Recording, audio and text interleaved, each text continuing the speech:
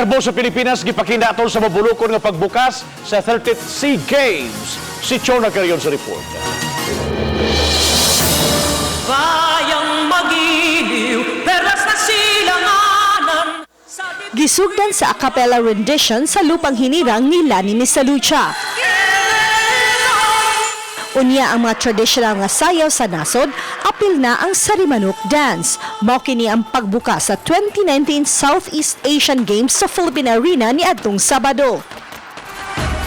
Murag Santa Cruzan ang parada sa mga atleta.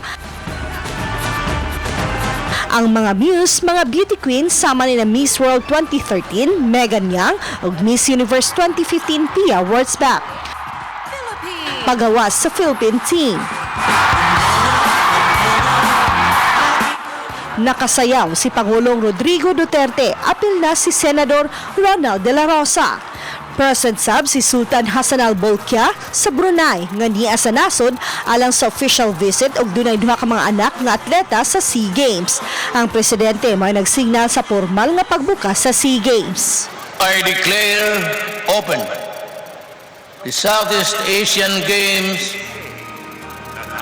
Ang bandila sa SEA Games Federation, bit-bit sa mga sports legends sa Pilipinas. Sunod niini ang world-class performances. Sa mga sugasab nga nagpurmag bituon sa bandila sa Pilipinas, gisugdan ang theme song sa palaro.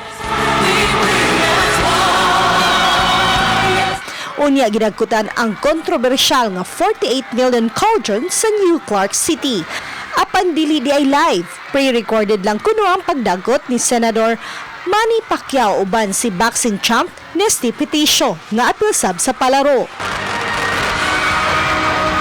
Chona Carrion, Balitang Bisdak.